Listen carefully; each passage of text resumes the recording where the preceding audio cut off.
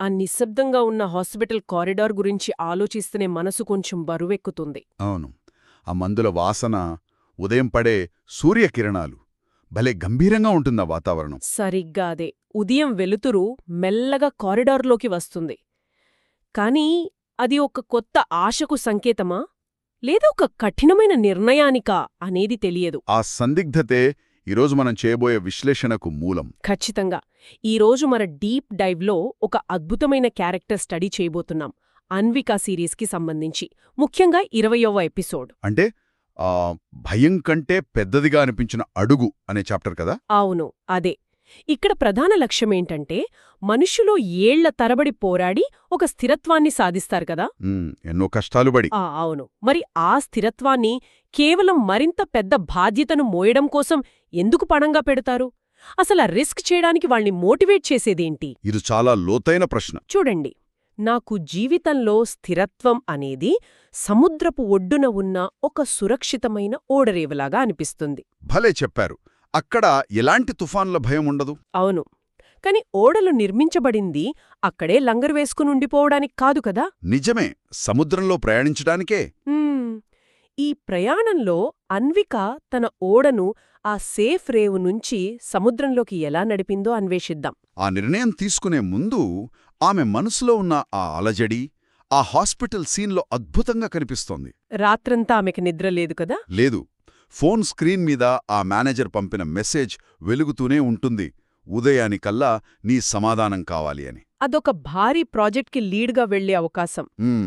అప్పుడు ఆ hospital bed మీదున్న సోదరుడు లేస్తాడు. అవును, లేచి నువ్వు రాత్రంతా నిద్రపోయినట్లు లేదు అంటాడు. దానికామె చాలా ప్రశాంతంగా ఆలోచిస్తున్నాను అని బదులిస్తోంది. చూడ్డానికి చిన్నమాటైనా బహుశా అతిపెద్ద నిర్ణయాలన్నీ ఇలాంటి చిన్న మాటల వెనుకే దాగి ఉంటాయేమో అనిపిస్తుంది. ఇక్కడే నాకొక సందేహం వస్తోంది.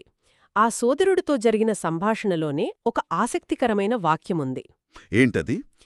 కొన్ని నిర్ణయాలు గందరగోళంగా ఉన్నందున కష్టంగా ఉండవు, అవి చాలా స్పష్టంగా ఉన్నందుకే కష్టంగా ఉంటాయి అని. అంటే నాకిదస్సలు అర్థం కాలేదు. సాధారణంగా దారి స్పష్టంగా తెలిస్తే సంతోషపడాలి అనుకుంటాం కదా. అవును. ఆఫర్ స్పష్టంగా ఉన్నప్పుడు, గందరగోళం లేనప్పుడు ఆ స్పష్టత భయాన్నెందుకిస్తోంది? దీనికి సమాధానం తెలియాలంటే ఆ స్పష్టత వెనక్కున్న సైకాలజీని, ముఖ్యంగా అన్విక గతాన్ని మనం అర్థం చేసుకోవాలి. ఆమె చిన్ననాటి పరిస్థితులంటారా? ఖచ్చితంగా. ఆ నిర్ణయం తీసుకుంటే తాను ఏం కోల్పోబోతోందో, ఎలాంటి విపత్కర పరిస్థితులను ఎదుర్కోబోతోందో ఆమెకు కళ్ల ముందు స్పష్టంగా కనిపిస్తోంది. ఆ మసక వెలుతురులో కరెంటు బిల్లు లెక్కించిన అన్విక కదా. అవును. పేదరికం లేదా ఆర్థిక అభద్రత అనేది కేవలం ఒక పరిస్థితి కాదు, అది మనిషి మెదడుని పూర్తిగా మార్చేస్తోంది. ఓహో, అంటే ఒక రకమైన సర్వైవల్ మెకానిజం లాగా అన్నమాట. సరిగ్గా చెప్పారు. ఆ పరిస్థితుల్లో పెరిగిన మెదడు ఎప్పుడూ స్థిరత్వం కోసమే చూస్తుంది. నిలకడైన జీతం, రేపు ఏం జరగబోతుందో తెలిసిన జీవితం, ఇవే ఆ మెదడుకు కావలసిన భద్రత. అవును.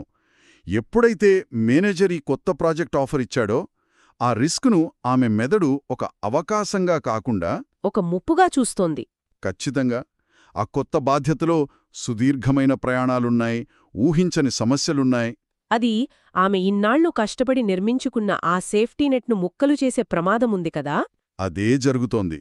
గతం నేర్పిన ఆ భద్రతాభావానికి, భవిష్యత్తిస్తున్న అవకాశానికి మధ్య జరుగుతున్న ఘర్షణే ఆ నిద్రలేని రాత్రి. అంటే ఆ స్థిరత్వాన్ని వదిలిపెట్టడమనేది కేవలం ఒక ఉద్యోగం మారడం కాదు. కాదు. తనను తాను రక్షించుకోవడానికి కట్టుకున్న ఒక కోటను తన చేతులతో తానే కూల్చుకోవడం లాంటిది. అబ్బా, అందుకే ఆ స్పష్టత ఆమెను అంతలా భయపెడుతోందనమాట. అవును. మనిషి తనను తాను రక్షించుకోవడానికి నిర్మించుకున్న కవచమే ఒక్కొక్కసారి అడ్డుపడే సంకెళ్లుగా మారుతుంది. ఇది చాలా గొప్ప పాయింట్ అండి. ఈ ప్రశాంతమైన, బరువైన హాస్పిటల్ వాతావరణం నుంచి మరుసటి రోజు ఉదయం ఆఫీస్లోకి వెళ్తే సీన్ పూర్తిగా మారిపోతుంది. ఆఫీస్ మీటింగ్ అనగానే ఉత్కంఠ మొదలవుతుంది. అవును, టెన్షన్ పెరుగుతుంది. గదిలో అసాధారణమైన నిశ్శబ్దముంటుంది కదా. అందరూ ల్యాప్టాపులు చూస్తున్నట్లు నటిస్తుంటారు, కాని వాళ్ల చెవులన్నీ ఆమె మీదే ఉంటాయి. అప్పుడు మేనేజర్ ఆమె నిర్ణయం అడుగుతాడు. అప్పుడు అన్విక దీర్ఘంగా శ్వాస తీసుకుని, నేనా ప్రాజెక్ట్ తీసుకుంటాను అని చెప్తుంది. ఆ ఒక్క మాటతో గది వాతావరణం మారిపోతుంది. కాని ఆశ్చర్యమేంటంటే ఎవరో ఆమెకు కంగ్రాట్స్ చెప్పరు కదా. అవును. పైగా ఆ సహోద్యోగి రమేష్ అంటాడు, నువ్వు చాలా ధైర్యవంతురాలివి, లేదా కొంచెం పిచ్చిదానివి అని. దీనికామె బహుశా రెండూ కావచ్చని నవ్వి ఊరుకుంటుంది. అసలు ఒక ప్రమోషన్ లాంటిది తీసుకుంటుంటే పిచ్చిదానివి అని ఎందుకంటారు? చూడండి, సమాజం ఎప్పుడూ కంఫర్ట్ జోన్ను వదిలి సాహసం చేసేవారని మొదట ఒక రకమైన పిచ్చితనంగానే చూస్తుంది. అంటే సేఫ్టీ వదిలేస్తున్నారు కదా అని. అవును, ఇక్కడే మనం ఎంచుకున్న బాధ్యత అంటే ఆ చోజన్ రెస్పాన్సిబిలిటీ అనే భావనను అర్థం చేసుకోవాలి. మన జీవితంలో బాధ్యతలు రెండు రకాలు కదా. ఖచ్చితంగా. ఒకటి పరిస్థితులు లేదా సమాజం మనపై బలవంతంగా రుద్దినవి. రెండు మనంతట మనమే స్వచ్ఛందంగా భుజాన వేసుకున్నవి. అన్విక తీసుకున్న నిర్ణయం ఈ రెండో రకమన్నమాట. అవును, ఆమె ఎవరి ఒత్తిడి వల్ల దీన్ని తీసుకోలేదు. ఆ బరువును పూర్తిగా అర్థం చేసుకున్నాకే మోయడానికి సిద్ధపడింది. అందుకే అది ధైర్యం, అదే సమయంలో మిగతా వాళ్ల దృష్టిలో పిచ్చితనం. సరిగ్గా చెప్పారు. కాని ఒక నిశ్శబ్దమైన ఏసీ గదిలో నిర్ణయం తీసుకోవడం సులభం, దాన్ని ఫీల్డులో అమలు చేయడం వేరు కదా. అక్కడే అసలు కథ, ఉత్సాహం మొదలవుతుంది. ఏసీ గదుల నుండి ప్రాజెక్టు సైట్లలోకి అడుగుపెట్టడం, ఫీల్డ్ ఇన్స్పెక్షన్లు, కాంట్రాక్టర్ల వాదనలు, మండుతున్న ఎండలో నిలబడి టెక్నికల్ చర్చలు చేయడం, వర్కర్లతో మాట్లాడటం. ఇక్కడే నాకొక డౌటొచ్చింది. ఆమె ఇప్పుడు ప్రాజెక్ట్ లీడ్ కదా, హాయిగా మేనేజర్లాగా ఆర్డర్స్ పాస్ చేయొచ్చు కదా, ఎండలో ఎందుకు కష్టపడాలి? ఇది చాలా ముఖ్యమైన ప్రశ్న. నాయకత్వం అనగా లీడర్షిప్కి, అధికారమనగా అథారిటీకి ఉన్న తేడా ఇదే.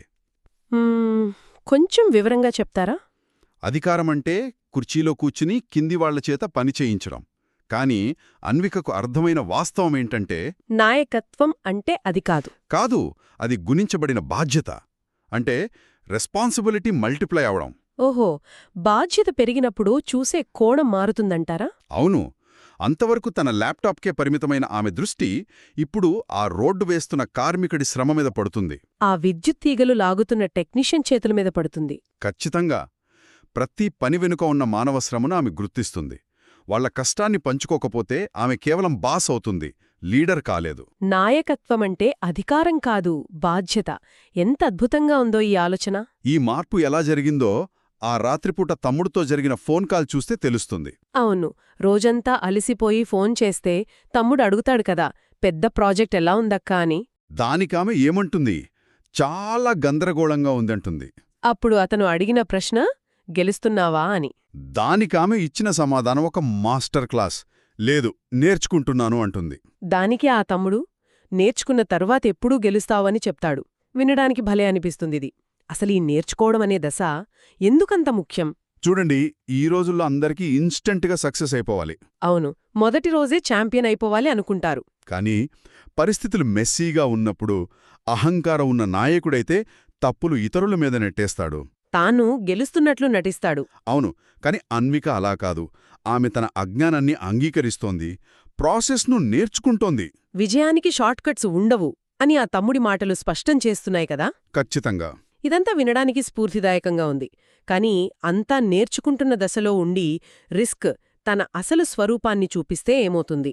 అక్కడే అసలు పరీక్ష మొదలవుతుంది. అవును, థియరీ వేరు, ప్రాక్టికల్ వేరు. మరుసటి రోజు ఉదయం సైట్ రివ్యూ మీటింగ్లో ఒక పెద్ద సంక్షోభం వస్తుంది. ఊహించని సమస్య.